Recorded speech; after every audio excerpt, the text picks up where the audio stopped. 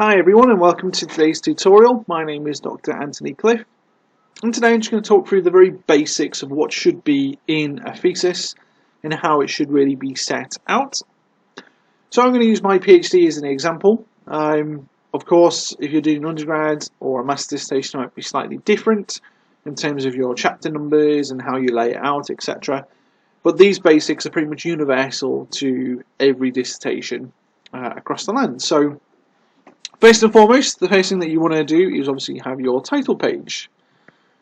So each university will have their own recommendations of what needs to be in a title page, how it should be set out, what fonts to use, that kind of stuff.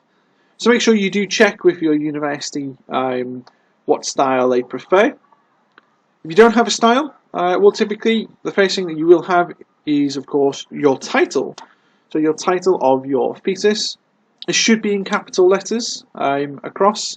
It should then followed by your name, and then it should obviously have a statement of what part of the degree it is, whether that's undergraduate or up to PhD level. Now, following on from this, your university may well have a declaration page that you need to put in. That will follow your title page, and typically this is to show that it's all your own work, it's not being copyrighted, and then you have the right to show everything in here, and nothing's confidential. So you'll have your title page. Please do avoid adding colour and pictures to your title page. This isn't primary school.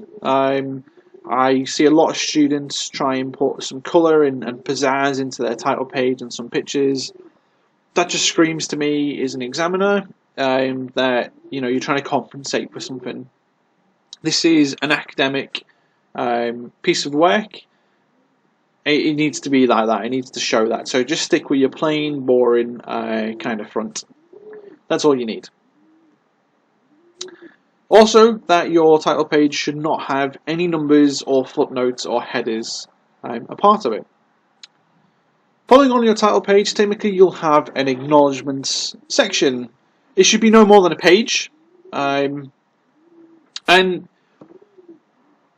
it's a really hard line to tread when you're trying to write an acknowledgement, because it is a professional document. You're going to show employees, if you're at a PhD level or a master's level, this is going to go to Viva, you're going to be examined by experts, so it needs to come across as professional.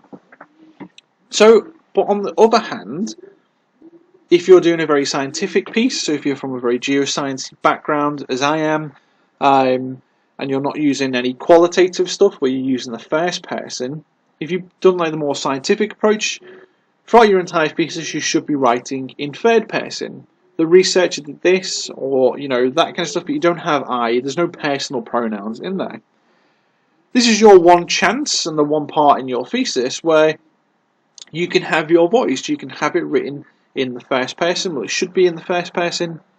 So it's a catch-22 really, because you want to obviously acknowledge people, you want to have your voice in there, but you want it to become across professional. You want your examiners or your reader to get a sense of who you are, but also in a professional context. So I read many different acknowledgements, and I have done in the past. Some people are really quite distant, don't really thank anyone.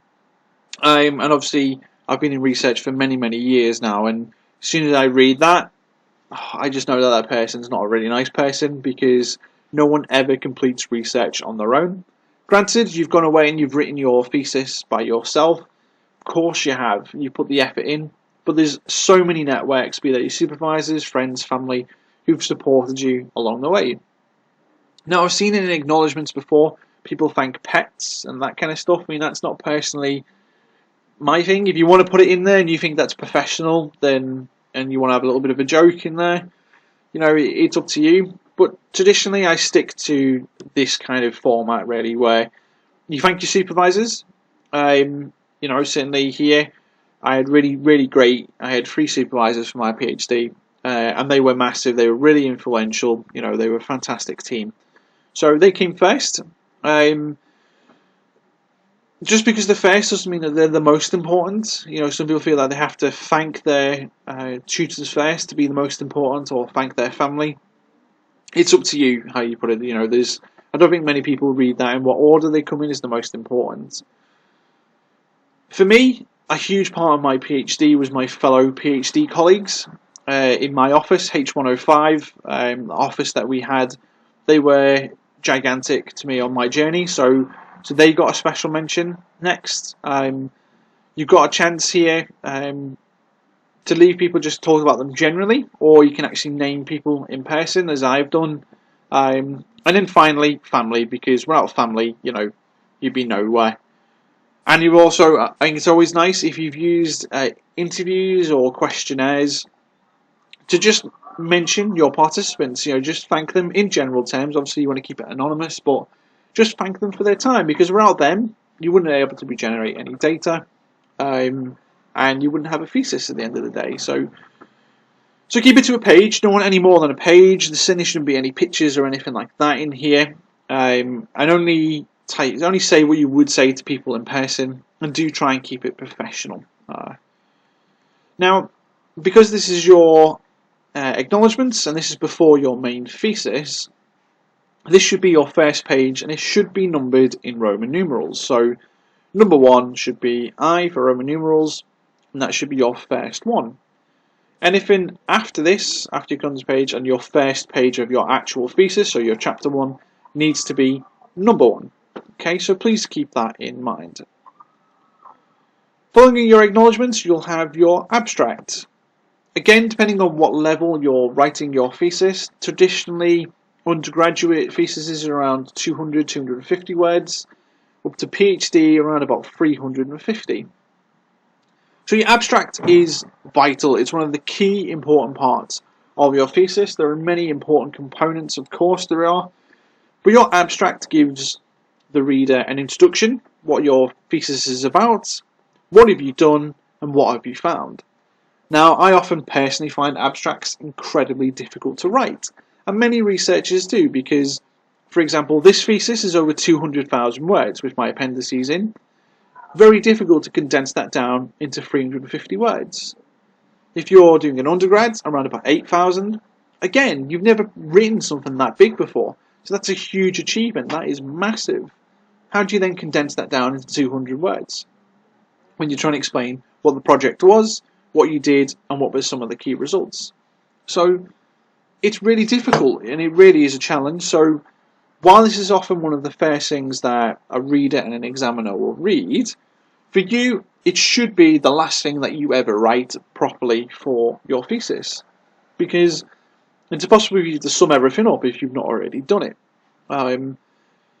So typically I say write what you think should be there, and then start cutting it down to 350 words or so.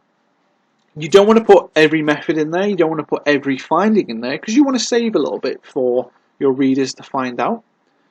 But you want to have some of the key points that you think in there. If you think there's one key point that everyone needs to know, then put it in there. Typically, how you go about doing it is you explain in your first couple of words what the thesis is. How did you go about achieving that? So what methods did you use? Then what's it all about? What are some of the findings? And then finally, what's some of those conclusions from those findings? So a nice little summary, but again, very difficult to do. And that'll be number 2 in Roman numerals. You may or may not have this page. If you've used lots of acronyms as you go through your thesis, then it's really good to put, and good practice, to put a little glossary in there, so your definitions. So for example, for me, I had plenty of different acronyms and that stuff in my thesis, so really useful just to highlight to the reader if they ever were stuck. Of course, for proper writing, these are all defined in text, but just to give them a hand if they ever wanted to flick back to whatever. For example, if I wrote about GCPs and they were like, oh, what was that again? They can flick back to this section and see that it's about ground control points. That should be number 3 and 4. If you've had any publications already from that thesis, that will go in there, but that's more for PhD level. But the most important one after all that is your table of contents. So please see the tutorial here, which is the link should be popped up now.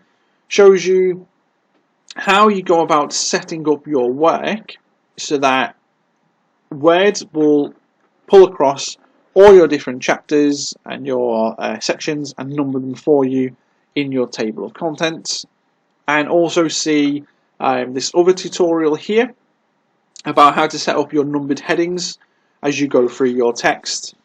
And finally, I have another tutorial about how to cross-reference your tables and figures and all that kind of stuff in your text. So what's important? Well, each chapter should be numbered, obviously in chronological order. Chapter 1 being number 1, Chapter 2 being number 2, etc. Now, good academic practice is for your headings and your subheadings, the first number should correlate to whatever chapter it is, and that goes the same for your figures as well. If it's the first figure in Chapter 1, it should be 1.1. If it's the second one in Chapter 2, it should be 2.2, and so forth. Now, if you're always struggling, and often students and new researchers do struggle, to think, well, how am I going to number them? What do I do about numbering? So the way I often think about it is, for example, here, if I look at my method section, so 2 being Chapter 2, and 4 is the 4th section within that, was all about quantitative analysis. So that's my main kind of discussion point. All this section here is about everything that's related to quantitative analysis. So I've broken that down to 2.4.1, my coding frame and inputting data, then my tests of normality, then my descriptive stats and my non-parametric tests, and then my post hoc tests. All of that is relating to there. Now, obviously, I'm moving on to a new section, talking about my qualitative analysis. So that gets a new section, 2.5, and obviously everything within 2.5 is all about that qualitative analysis. So my transcription, my thematic analysis, my open-ended questions, my observation data, and my analysis of student assignments. And then I move on to a new section. 2.6 is all about risk and ethics, and everything in the 2.6 bit links back to that heading. So that's how you set that out. Now, the really good thing about doing all of this is, and why I really recommend that you follow that tutorial about how to set all this up, is because when you come around to editing, you can simply click on that, and that's going to take you directly to that part of the thesis. So if I just scroll back to the top, so it depends again what type of thesis you're doing, how you're setting it out, but typically you have your introduction is your first chapter. You'll have a little bit of a literature review kind of in there. You'll condense your literature review that you will have done. You'll pop that in there. Typically you'll have your researcher questions and aims, so the reader knows what's the whole project about, what aims you're trying to find, how you're going to go about doing that, what methods you're going to use, a very brief overview of that, and then finally a thesis overview. Now this is really important. This really sets out bad students from the good. A thesis overview highlights to the reader what each chapter is going to come and what's going to be involved within that. So really, really useful tool to have. So for example here, my next chapter is going to be my methodology, then it's going to go on to fieldwork. What's all fieldwork about? Well, it's going to talk about this. It's going to focus on the first aim of my thesis, and this is what I'm going to do. Then chapter 4, chapter 5, chapter 6, chapter 7, chapter 8. So there's no surprises, okay? There's no surprises here at all. And then finally, you have a little summary of what that chapter concludes. So again, a well-written thesis will always have an introduction to each chapter and a little conclusion and a summary. So for example, if I click on chapter 3, so on chapter 3 I have my heading up here, and then I've got here, this chapter answers the first part of the aim, and then this is an overview of what fieldwork will be and the changing nature of it. The chapter then delves into some more learning theories, etc. So you're just highlighting to the reader what they're expecting to find in this chapter. Then at the very end, you will have a little conclusion and a summary chapter as part of that. So talking through your reader, okay, they've read all that, now it's your job to conclude that for them, take that sound bite, so they can take that away into their next chapter. Now, of course, each chapter really should follow and flow into the next one, so providing enough information for your reader to make sense of the next one. So here, a little conclusion, just summarising everything that I've already mentioned in the text above in that one. And then finally, as you say here, you kind of link it. So therefore, the next chapter is all about blah, blah, blah, based on what you've just read. So really important. So you'll obviously have your introduction as your first chapter. Now, traditionally, if this is an undergraduate dissertation, typically your second chapter will be your literature review. For PhDs, that's not always the case. Certainly my literature review was broken up into individual chapters. So typically, your second chapter would be your lit review, your third chapter would be your methodology, your fourth would be your results, your fifth is your discussion, and then your sixth one is your conclusion. Now, if you're doing a mixed methods, then typically your results and discussion will be your fourth one, and you'll combine them.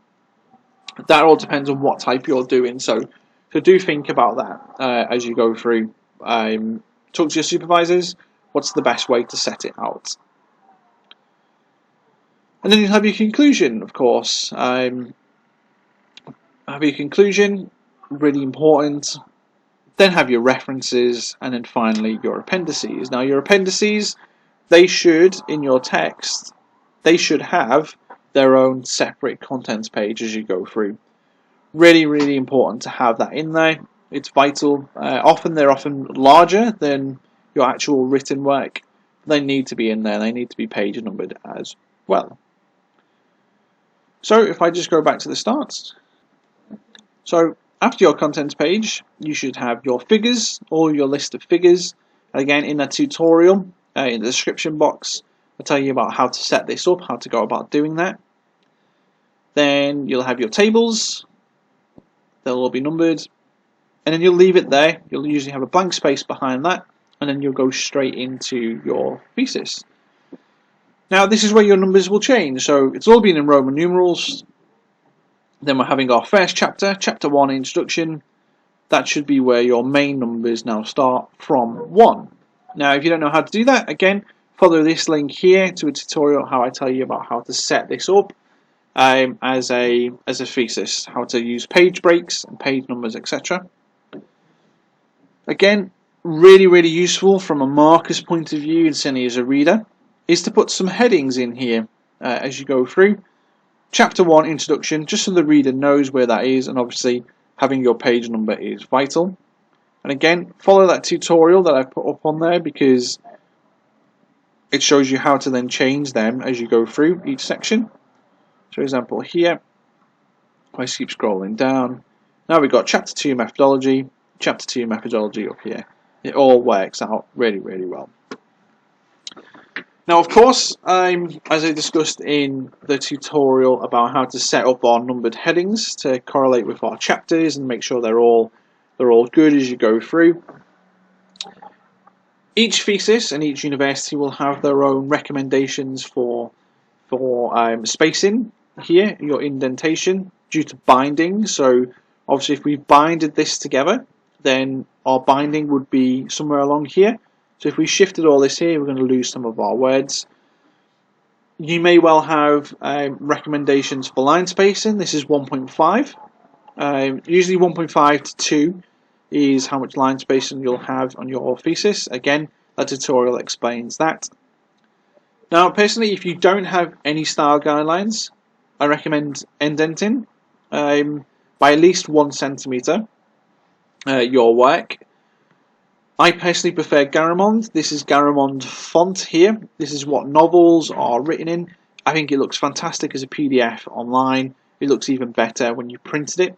I'm not a massive fan of Calibri, Arial, and I think Times New Roman is a bit too academic-y and a bit too close together. They're quite close together, I feel. So Garamond is quite a nice font to have. And this is written in the main text, this size 11. Again, you may well be dictated to 2.0 line space, Arial 12, for example. If that's the case, please do follow your university's guidelines. But if not, then this is an example of what Garamond, a thesis of Garamond, looks like. So please do access those various links that I've placed in this video. There'll be some links in the description and also a link in at the end of this. Please do subscribe. I'll be doing plenty more of these as we go through. So thank you for your time. Good luck with your thesis, and that is how you set out a thesis. Thank you for your time.